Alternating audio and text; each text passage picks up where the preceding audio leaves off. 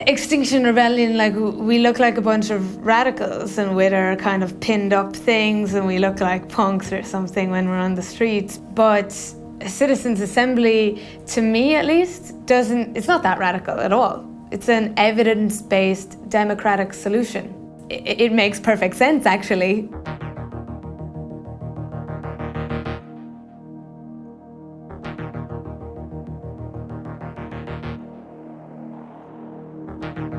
Brexit is an irrelevance when you look at the climate and ecological crisis.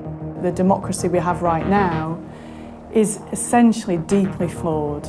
It shouldn't be left to politicians, and it shouldn't be left simply to experts. It needs the voice of the people, and people need to understand what the implications of any policy is. I'm a mother, I've got 2 boys, and I'm a co-founder of Extinction Rebellion. I quit my full-time job to come work on citizens' assemblies full-time with Extinction Rebellion. I describe myself as a Pan-African community advocate for global justice. Mostly, I suppose, I work in a broad sense in permaculture. I study history and politics at Goldsmiths. I've been an organic farmer for 20 years. And then about 5 years ago, I started a PhD at King's College in London, studying how to bring about radical political change. Being a farmer, every farmer in the world now is on the front line of climate change. There's no 2 ways about that. Around 2005, the UK weather changed forever. It's just been extreme. 2006, it rained every day for 7 weeks. I lost all my outdoor crops. I lost £100,000. Everyone I employed lost their jobs. So it was a big trauma for me. It's quite possible that all life on Earth, 97% of it, is going to go, and possibly in my children's lifetime. You can't pretend it's not happening anymore when you know the information and you know what dire situation we're in. For a lot of people, climate change, not because they're bad people or anything, but it's just really difficult to sort of grasp viscerally what this means. Well, for me, it means we're going to starve.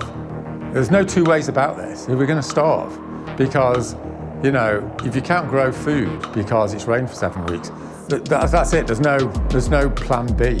This civilization's finished. It is finished, whether you like it or not. If we have 3 years of really bad El Nino weather events, the food systems are fucked and we'll be fighting over cans of beans. And what we've got is a political system that's incapable of change. Normal politics is just not sufficient to solve long-term collective action problems because it's a 5-year election cycle, and that's just not enough. So we're going to hear first from Peter McFadden. The system that we have in the Houses of Parliament, it's built-in confrontation. So they nearly always oppose each other on principle. And that's how it works. It's set up as 2 rows of people shouting at each other. And that's a disaster. I think it's a deeply toxic system. It's got this machinery based on the idea that we have to have constant economic growth. And you can't have constant economic growth on a finite planet. We can see that the system is broken. And what we have to remind ourselves of all the time is that we're part of that. We've been brought up in those systems. We've been indoctrinated into those ways of thinking. So as much as we can see externally that this is a very broken situation and that it needs to change rapidly, we have to also recognise that internally we are still part of those constructs. We still have those things working on us. There's no way that we can find our way through this situation without hugely changing the way that everything is structured, particularly around governments, particularly around power.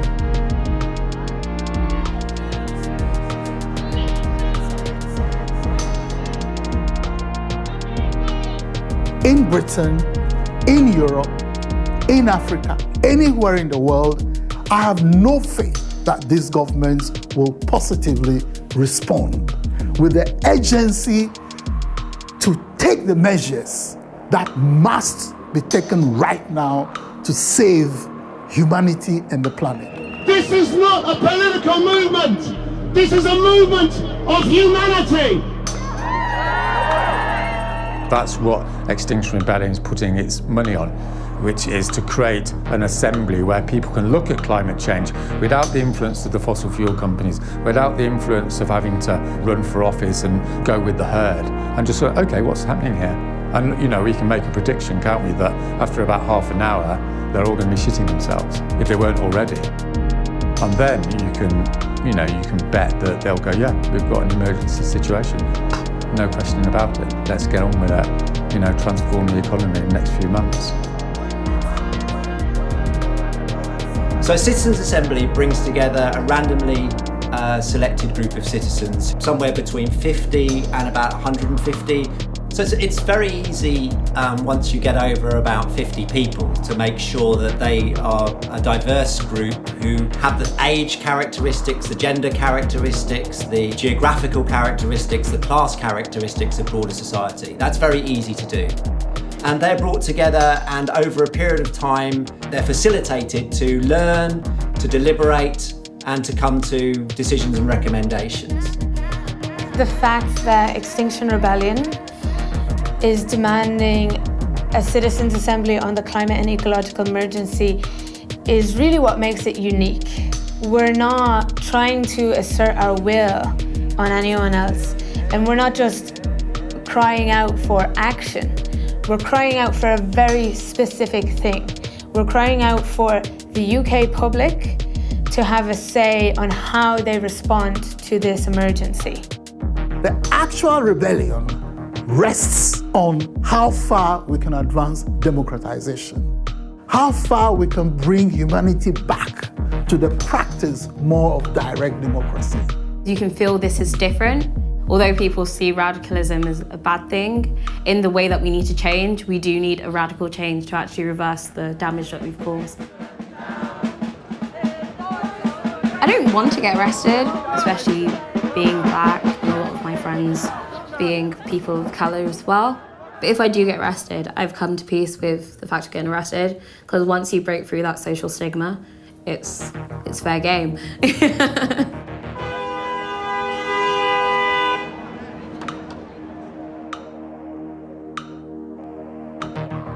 I first heard about the Citizens' Assembly around the time of the abortion referendum in Ireland, and it really elucidated this topic that was so deadlocked for years and so controversial, and no politicians were willing to touch it because it was just toxic politically.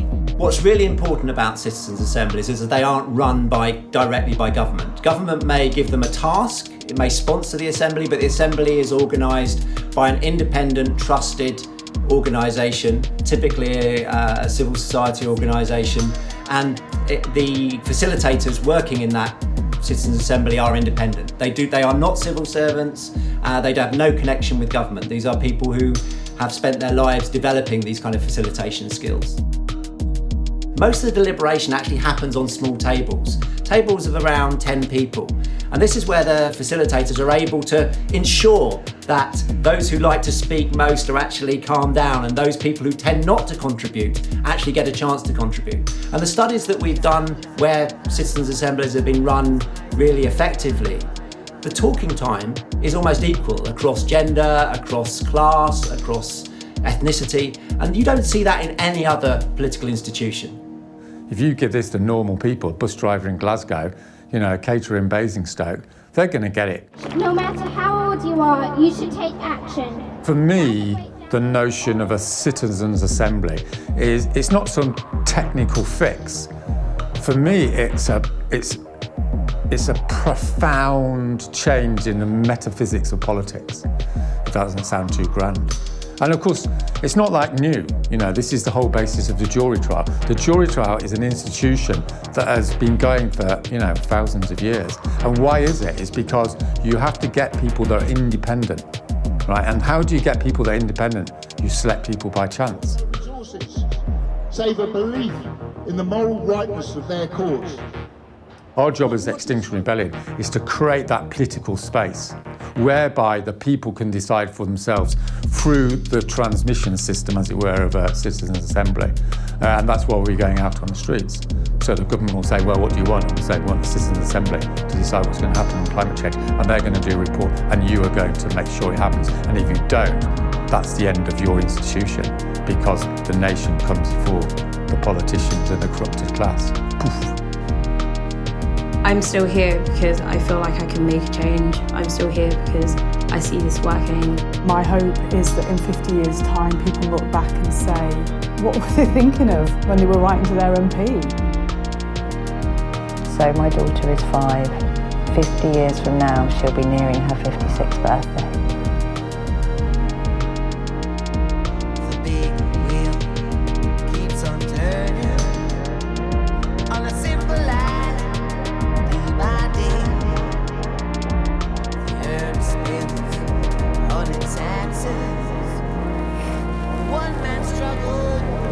I would just want to say I'm so sorry, because we should have started 50 years ago. You know, we're already 50 years late.